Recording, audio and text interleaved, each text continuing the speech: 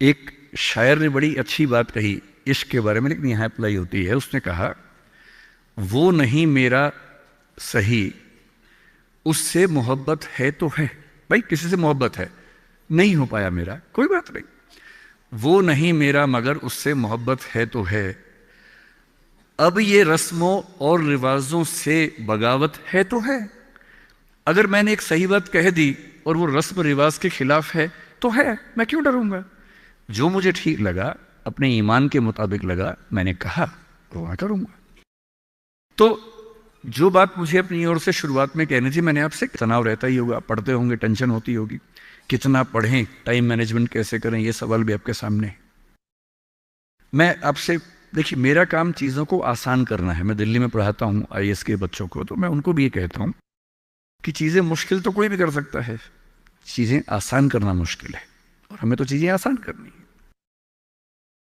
इस दुनिया में कोई भी ऐसा एग्ज़ाम नहीं जिसके लिए आपको 24 घंटे पढ़ने की ज़रूरत है। अगर आप दिन में 8, 10, एक लेवल के बाद 12 घंटे पढ़ते हैं तो ये बहुत है। इसलिए मैं आपसे कह रहा हूँ, शुरुआत के लिए 8 घंटे की पढ़ाई, 8 घंटे की नींद और 8 घंटे बाकी सब चीज़ें, खेलना कूदना, वो बहुत ज़रूरी है। यहीं से बात आती है मोटिवेशन की। एक ही है कि हमारा मोटिवेशन हमेशा कैसे रहे, और एक ये कि कभी कभी स्ट्रेस ज़्यादा हो जाता है, उस समय हम कैसे मैनेज करें। आपकी उम्र में स्ट्रेस ज़्यादा होने की वजह यह भी है कि आपके हार्मोन्स इस उम्र में ज़्यादा, उनमें वाइब्रेशंस होते हैं, तो मूड स्विंग ज़्यादा होते हैं। जैसे जैसे आप मैच्योर होते जाएंगे उम्र के साथ, आपके मूड स्विंग्स कम हो जाएंगे। जैसे आपके पेरेंट्स हैं, आप देखेंगे, स्पेशली फादर को आप देखेंगे, आपके फादर आमतौर पर इमोशनल बातों से बहुत प्रभावित नहीं होते होंगे। जैसे आप कहेंगे, पापा आज मेरी फ्रेंड ने मुझे छोड़ दिया, पापा कहेंगे कोई बात नहीं। आपके अंदर से आंसू छूट रहे हैं, आपका मन कर रहा है मैं क्या कर लूं, आग लगा दूं, जंगल में जाके क्या कर दूं, इमोशंस ऐसे उछल रहे हैं आपके, पापा क्या बोल रहे हैं, कोई बात नहीं, कोई और मिल जाएगा उससे बेहतर, ठीक है। ऐसा नहीं कि बहुत अभ्यास किया उन्होंने, उम्र बढ़ने के साथ साथ हमारे हार्मोन्स का बैलेंस चेंज होता है और आप बहुत मैच्योर हो जाते हैं। मैच्योर होने का सबसे बेसिक मतलब है कि आप किसी इमोशन में बह नहीं जाते, आप खुद के ऊपर कंट्रोल बेहतर रख पाते हैं, तो वो उम्र के साथ होगा। लेकिन अभी जैसे डिमोटिवेशन आपको होता होगा, करियर को लेकर सवाल मन में आता होगा कि आईएएस बनूं तो कैसे बनूं, कितना पढ़ूं, कितना ना पढ़ूं, ये सब सवाल आते होंगे। मैं तो आईएएस के लिए पढ़ाता हूं। अगर आप आईएएस की तैयारी करेंगे तो इनडायरेक्टली कहीं ना कहीं मुझे उससे फायदा ही होगा। पर ईमानदारी की बात यह है कि वो अकेला रास्ता नहीं है।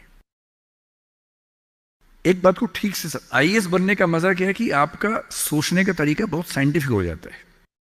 आप फैक्ट्स पे बात करते हैं, तथ्यों पे बात करते हैं, आर्गुमेंट से बात करते हैं, इमोशन से बात नहीं करते हैं, समझदारी से बात करते हैं।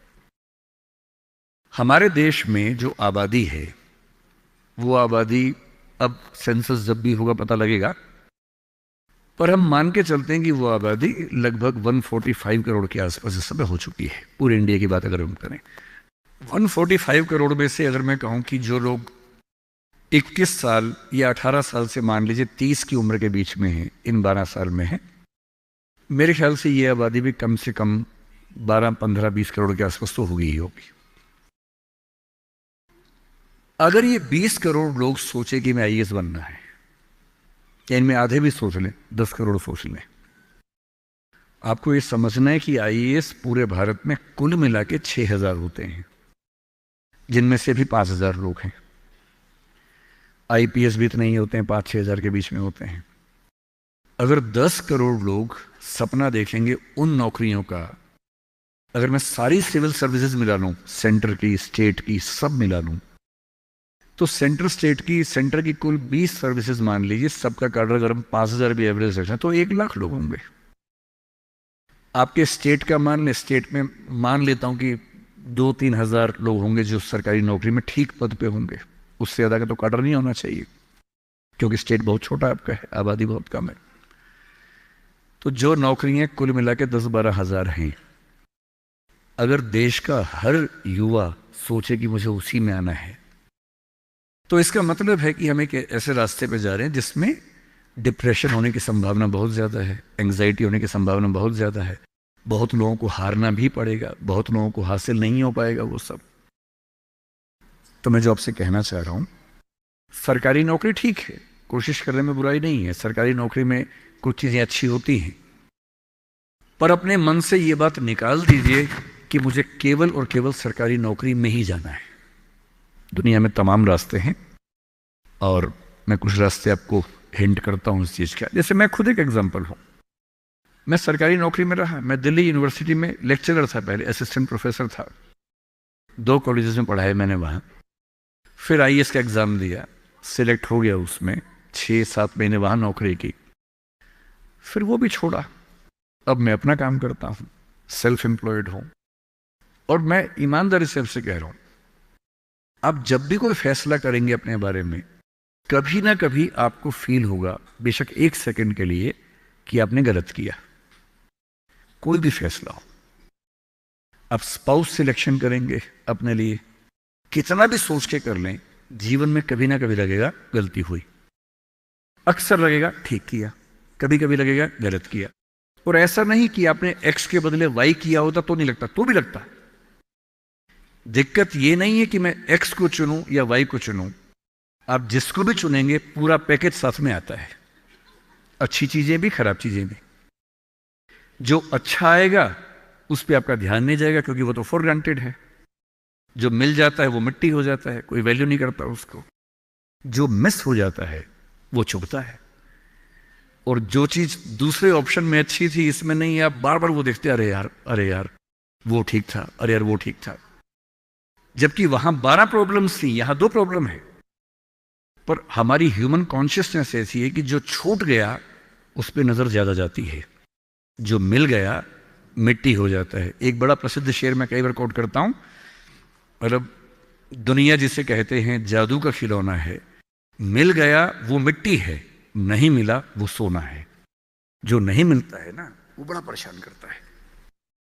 ये नौकरी के मामले में भी है।